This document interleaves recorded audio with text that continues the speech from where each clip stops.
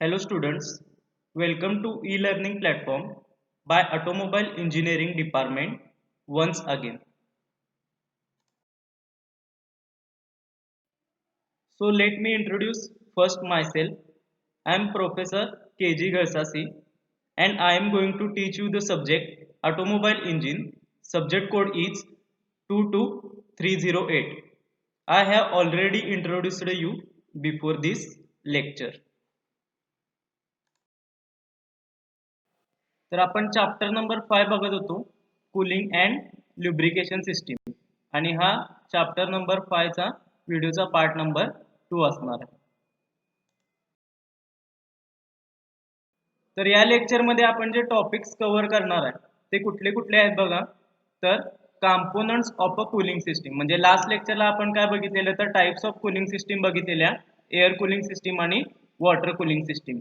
तर आता त्या वॉटर कूलिंग सिस्टीमचे कंपोनेंट्स काय काय ते आपण बघणार आहेत. म्हणजे कुठले कुठले कंपोनेंट्स असतात तर रेडिएटर असेल, प्रेशर कॅप असेल, थर्मोस्टॅट असेल किंवा एक्सपान्शन टँक असेल. तर हे प्रत्येक कंपोनेंटचं कन्स्ट्रक्शन, वर्किंग आणि फंक्शन काय असणार आहे ते आपण या लेक्चर मध्ये कव्हर करणार आहे. तर आता फर्स्ट वन कंपोनेंट कुठला आहे बघा, रेडिएटर. तर बघा, a radiator consist of and upper or त्यालाच काय म्हणतात header tank core and the lower or collector tank. म्हणजे हा तुम्हाला इथं फिगर मध्ये काय दिसत असेल, हा रेडिएटर आहे. हा रेडिएटर मध्ये काय असणार आहे, हा जो वरचा टँक आहे त्याला काय म्हणतात तर अप्पर टँक, खालचा जो टँक आहे त्याला म्हणतात लोअर टँक आणि हा जो सेंट्रल रिजन आहे त्याला काय म्हणतात कोर म्हणतात. इथून जे हॉट वॉटर असणार आहे ते इथून आत जाणार आहे आणि कोल्ड वॉटर इथून काय होणार आहे बाहेर येणार आहे. Hot coolant from the engine enters the radiator at the top and is collected by the it cooled by the cross flow of air while flowing down the radiator. म्हणजे engine मधून जे हॉट कूलंट असणार आहे ते इथं रॅडिएटर मधून आत येणार आहे आणि ते काय होणार आहे इथं कोर मध्ये काय असणार आहे तर या छोट्या छोट्या पाईप्स असतात त्या पाईप्स मधून काय होते तर ते कूलंट सर्क्युलेट केले जाते आणि या पाईप्सवर काय केलेलं असणार आहे तर एअरचा फ्लो डायरेक्ट केलेला असणार आहे. त्यामुळे ते हॉट कूलंट काय होणार आहे खाली येताना काय होणार आहे लोअर टँक मध्ये ते कूल होणार आहे आणि लोअर टँक मधून परत ते कुठं जाणार आहे इंजिन मध्ये जाणार आहे. म्हणजे परत हॉट कूलंटचं कन्व्हर्जन कोल्ड कूलंट मध्ये करण्याचं काम कोण करणार आहे तर रेडिएटर करणार आहे. The coolant collects in the collector tank from where it is pumped to the engine from the cooling. म्हणजे काय ह्याच्या पुढे काय बसवलेला असतो एक पंप बसवलेला असणार आहे. तो पंप काय करणार आहे तर जे कोल्ड झालेलं कूलंट असणार आहे ते परत सर्क्युलेट कुठं करणार आहे तर इंजिन मध्ये करणार आहे. तर अशा प्रकारे हा रेडिएटरचं कन्स्ट्रक्शन असणार आहे. आणि ही वरच्या साईडला काय असणार आहे ही फिलर कॅप असणार आहे आणि ओव्हरफ्लो ट्यूब असणार आहे. म्हणजे जेव्हा जर एक्स्ट्रीम लेवलला कूलंट बॉईल झालं तर त्याचे वेपर्स वगैरे तयार होणार आहे. मग ते वेपर्स ओव्हरफ्लो करण्यासाठी इथं फिलर कॅप आणि ओव्हरफ्लो ट्यूब दिलेलं आहे. ह्याचं कन्स्ट्रक्शन कसं असणार ते आपण पुढं बघणारच. Of a radiator cores. तर बघा there are basic two types of a radiator cores, tubular type आणि सेल्युलर टाइप. म्हणजे आपण आता रेडिएटरचं कन्स्ट्रक्शन बघितलं तर त्याच्या सेंटर मधला जो रिजन असणार त्याला आपण कोर म्हणतो. तर त्या कोर मध्ये अरेंजमेंट दोन टाइपचे असते, कुठले ट्युबलर टाइप आणि सेल्युलर टाइप. तर या बघितल्या तर काय असणार आहे या ट्युबलर टाइप अरेंजमेंट आहे. इथं तुम्हाला हा दिसत असेल तो वॉटर पॅसेज आहे आणि हा एअर पॅसेज आहे. म्हणजे ह्याच्यामधून एअर फ्लो झाली की काय होणार आहे जे हॉट कूलंट असणार आहे ते कोल्ड होणार. आणि हे सेकंड वन असणार आहे ते सेल्युलर टाइप किंवा हनीकोम मधाचं जसं पोळ असते तशा टाइप मध्ये हे असणार आहे सेल्युलर टाइप. त्याच्यामध्ये हा वॉटर पॅसेज असणार आहे आणि रिमेनिंग एअर पॅसेज असणार आहे. म्हणजे इथून एअर फ्लो झाली की काय होणार आहे जे हॉट कूलंट असणार आहे ते हॉट कूलंट पर्यंत कोल्ड होणार आहे आणि ते पंप थ्रू परत इंजिन मध्ये सर्क्युलेट केलं जाणार. तर अशा प्रकारे हे रेडिएटरचे कोर जे असणार ते कोर अरेंज केलेले असतात. नेक्स्ट वन आहे प्रेशर कॅप. तर बघा pressure cap contains a pressure wall and a vacuum wall. म्हणजे ही जे रेडिएटरच्या वरचे आपण जे असणार आहे त्याला म्हणतात इथं प्रेशर कॅप. किंवा जेव्हा तुम्ही बोनेट ओपन केलं तर बोनेट ओपन केल्यावर तुम्हाला इथं दिसत असेल की अशा टाईपची ती कॅप असते त्याला म्हणायचं प्रेशर कॅप. त्याच्यावर लिहिलेलं असतं do not open in hot. म्हणजे गाडी जेव्हा तुम्ही चालवून आला असाल त्यावेळी ओपन करायचं नाही, कारण की का त्याच्यामध्ये जे कुलंट असणार ते बॉईल झालेलं असणार, त्यामुळे हे हॉट कंडिशन मध्ये ओपन करायचे नाही. ओके, तर याच्यामध्ये काय असणार आहे, हा ब्लो ऑफ वॉल किंवा हा असणार आहे तो प्रेशर वॉल आहे, आणि इथं वरच्या साईडला आहे तो कुठला असणार आहे, व्हॅक्यूम वॉल आहे. इथं गॅस्केट असणार आहे, ही जी आहे ती ओव्हरफ्लो पाईप, आणि हे रेडिएटरचा कोर असणार आहे. When due to severe working condition, the coolant start boiling and vaporizes the pressure in the system exceeds a certain predetermined value, किती असणार आहे 50 to 100 kilopascal. The pressure blow up valve opens, releasing the excess pressure to the atmosphere through the overflow pipe.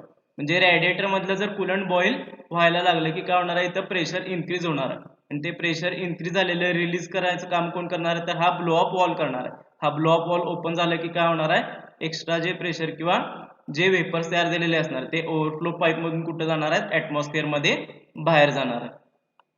If due to any reason vacuum is created, the vacuum valve operates to avoid the collapse of the radiator.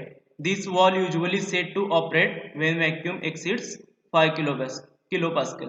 म्हणजे आणि जर coolant boil झालं की काय होणार, त्याचं vacuum create होणार आहे, आणि व्हॅक्यूम क्रिएट झालं की काय होणार, ते व्हॅक्यूम एक्झॉस्ट किंवा ऍटमॉस्फिअर मध्ये सोडण्यासाठी हा काय असणार आहे, हा व्हॅक्यूम वॉल ओपन होणार, आणि तिथून मग एक्स्ट्रा जे व्हॅक्यूम क्रिएट झालेलं असणार ते ओव्हरफ्लो पाईप टू कुठे जाणार आहे, तर ऍटमॉस्फिअर मध्ये जाणार आहे. तो व्हॅक्यूम वॉल किती लिमिटला जनरली सेट केलेला असणार आहे, तर 5 किलोपास्कल लिमिटला सेट केलेला असणार. तर अशा प्रकारे हे वरची जी रेडिएटरच्या प्रेशर कॅप असणार त्या प्रेशर कॅपचं कन्स्ट्रक्शन असणार आहे. कंपोनंट आहे थर्मोस्टॅट, किंवा त्यालाच काय म्हणतात, थर्मोस्टॅटिक wall. Thermostat prevents the water in the engine jackets from circulating through the radiator for cooling until its temperature has reached to a value suitable for efficient engine operation. म्हणजे थर्मोस्टॅटिक वॉलचं function काय असणार आहे, तर इंजिनचं जे टेम्परेचर आहे ते healthy working condition मध्ये ठेवायचं. म्हणजे जनरली इंजिनचं जे वर्किंग टेम्परेचर असणार आहे ते 80 डिग्री सेल्सिअस पासून 120 डिग्री सेल्सिअस पर्यंत ठेवण्याचं काम कोण करणार आहे, तर थर्मोस्टॅटिक वॉल करणार. कारण की का, जर इंजिनचं टेम्परेचर ओव्हर हिटेड झालं तर काय होणार आहे, इंजिनचे जे कॉम्पोनंट्स असणार आहे ते डॅमेज होण्याचे चान्सेस जास्त आहेत, आणि जर इंजिन ओव्हरकूल झालं तर इंजिन सीज होण्याचे चान्सेस जास्त आहेत. त्यामुळे इंजिन हे नेहमी वर्किंग कंडिशन मध्ये राहिलं पाहिजे, आणि ते करण्याचं काम कोण करणार आहे, तर हा थर्मोस्टॅटिक वॉल करणार आहे. आणि थर्मोस्टॅटिक वॉलचे जनरल काय दोन टाइप्स असणार आहेत. फर्स्ट वन टाइप कुठला आहे, तर बेलोस टाइप, आणि सेकंड वन जो टाइप असणार आहे तो कुठला असणार आहे, तर वॅक्स टाइप. तर त्याचं कन्स्ट्रक्शन असणार आहे ते कसं आपण बघणार आहोत. फर्स्ट वन थर्मोस्टॅट आहे तो कुठला आहे, तर बेलोस टाइप थर्मोस्टॅटिक वॉल. तर बघा इथे कन्स्ट्रक्शन मध्ये दिसत असेल, ही जे असणार आहे ते बेलोज असणार आहे, आणि या बेलोज मध्ये काय केलेलं असणार आहे, तर लिक्विड ऍसिटोन किंवा अल्कोहोल किंवा इतर फिल केलेला असणार आहे. त्याच्यानंतर हे बेलोज कशाला कनेक्टेड आहेत, तर या वॉल स्टीम आणि वॉलला कनेक्टेड आहे. जनरली हा वॉल काय असणार आहे, तर क्लोज पोझिशनला असणार आहे, आणि नंतर तो कसा ओपन आहे ते आता आपण बघणार. तर बघा, it consist of metallic bellows filled with some volatile liquid like acetone, alcohol or ether, which boils between 75 degree Celsius to 85 degree Celsius.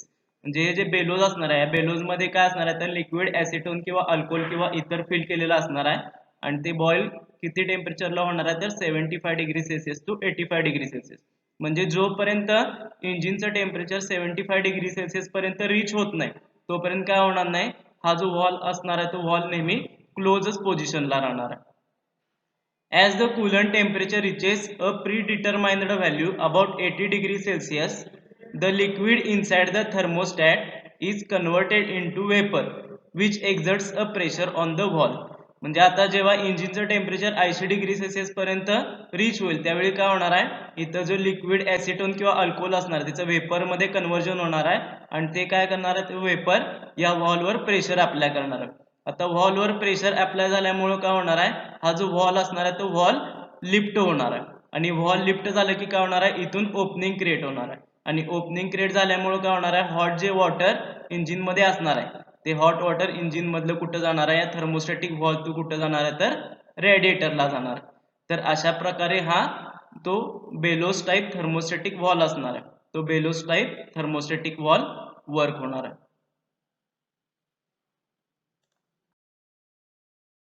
Section 1 टाईपचा थर्मोस्टॅटिक वॉल आहे तो कुठला असणार आहे तर वॅक्स टाईप थर्मोस्टॅटिक वॉल. ओके, तर इथं फिगर मध्ये तुम्हाला दिसत असेल हा एक कंटेनर आहे, याच्यामध्ये काय कॉपर लोडेड इथं वॅक्स ठेवलेला आहे.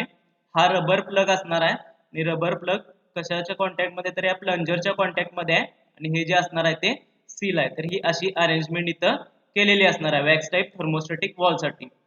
As the coolant is heated, it transmits its heat to the copper loaded wax having high coefficient of volumetric thermal expansion, which expands so that the rubber plug contracts against the plunger and exerts a force on it upward so that it moves vertically. Okay, म्हणजे जेव्हा hot coolant या copper loaded वॅक्सच्या contact मध्ये येणार आहे त्यावेळी हे काय होणार आहे तर कॉपर लोडेड जे वॅक्स असणार आहे ते काय होणार आहे मेल्ट व्हायला चालू होणार आहे. वॅक्स मेल्ट झालं की काय होणार आहे ते वॅक्स काय करणार आहे हा जो रबर प्लग असणार आहे त्या रबर प्लग वर प्रेशर अप्लाय करणार आहे. आता या रबर प्लग वर प्रेशर अप्लाय झालं की काय होणार आहे हा जो रबर प्लग असणार आहे तो काय करणार आहे तर हा जो सेंट्रल प्लंजर आहे त्या प्लंजर वर प्रेशर अप्लाय करणार आणि या प्लंजर वर प्रेशर अप्लाय झालं की काय होणार आहे हा प्लंजर वरच्या साईडला लिफ्ट होणार आहे. प्लंजर वरच्या साईडला लिफ्ट झाला की काय होणार आहे इथून ओपनिंग क्रिएट होणार आहे आणि ओपनिंग क्रिएट झाले की काय होणार आहे जे हॉट कुलंट असणार आहे इंजिन कडून येणार ते हॉट कुलंट कुठं ट्रान्सफर केलं जाणार आहे तर रेडिएटरला ट्रान्सफर केलं जाणार आहे. तर अशा प्रकारे हा वॅक्स टाईप थर्मोस्टॅटिक जो वॉल असणार आहे तो वॅक्स टाईप थर्मोस्टॅटिक वॉल वर्क होणार. कंपोनंट आहे तो वॉटर एक्सपान्शन टँक. ओके, ही असेंब्ली असणार आहे, ही रेडिएटर असणार आहे, ही प्रेशर कॅप असणार आहे आणि जी ओव्हरफ्लो पाईप होती आपण ती ओव्हरफ्लो पाईप कशाला कनेक्ट केलेली आहे तर एक्सपान्शन टँकला इथं कनेक्ट केलेला आहे. तर त्याचा यूज काय होणार आहे बघा. In modern engines instead of overflow pipe and expansion reservoir is provided. म्हणजे जो हा एक्सपान्शन टँक किंवा रिझर्वायर त्यालाच म्हणतात हा ओव्हरफ्लो पाईपला कनेक्ट केलेला आहे. This so connected with the radiator that it receives the excess coolant as the engine temperature increases. म्हणजे जेव्हा इंजिनचं टेम्परेचर वाढलं की काय होणार आहे इथलं जे कुलंट असणार आहे ते बॉईल होणार आहे आणि बॉईल झालं की त्याचे वेपर क्रिएट होणार आहे आणि ते वेपर काय होणार आहेत ओव्हरफ्लो पाईप मधून कुठे जाणार तर इथं एक्सपान्शन टँक मध्ये जाणार आहे. आधी काय होत होतं आपण ओव्हरफ्लो पाईप मधून ते ऍटमॉस्फिअर मध्ये सोडत होतो वेपर्स, तर आता काय केलेलं आहे एक्सपान्शन टँक मध्ये ते प्रोव्हाइड केले जातात. When the cooling water cools down, its volume decreases and the coolant in the reservoirs return to the radiator, keeping the system full of coolant. म्हणजे काय एक्सपान्शन टँक मध्ये जे वेपर झालेले आहे त्याचं परत टेम्परेचर कमी झालं की काय होणार आहे ते कूलंट मध्ये कन्वर्ट होणार आहेत लिक्विड कूलंट मध्ये आणि परत ते लिक्विड कूलंट कुठे जाणार आहे परत रेडिएटर मध्ये आत जाणार आहे. म्हणजे नेहमी काय होणार आहे रेडिएटर तुमचा फुल ऑफ कूलंट न राहणार आहे. आधी काय होत होतं तर जे ओव्हरफ्लो पाईप होती त्या ओव्हरफ्लो पाईप मधून काय केलं जात होतं तर जे कूलंट ऍटमॉस्फिअर मध्ये सोडले जात होते म्हणजे कूलंटचा लॉस होत होता. तर हा कूलंटचा लॉस स्टॉप करण्यासाठी काय केलेला हा एक्सपान्शन टँक इथं प्रोव्हाइड केलेला आहे. मॉडर्न इंजिन मध्ये हा एक्सपान्शन टँक तुम्हाला बघायला मिळेल. तर हे टोटल सगळे कंपोनंट्स असणार आहेत कूलिंग सिस्टीमचे.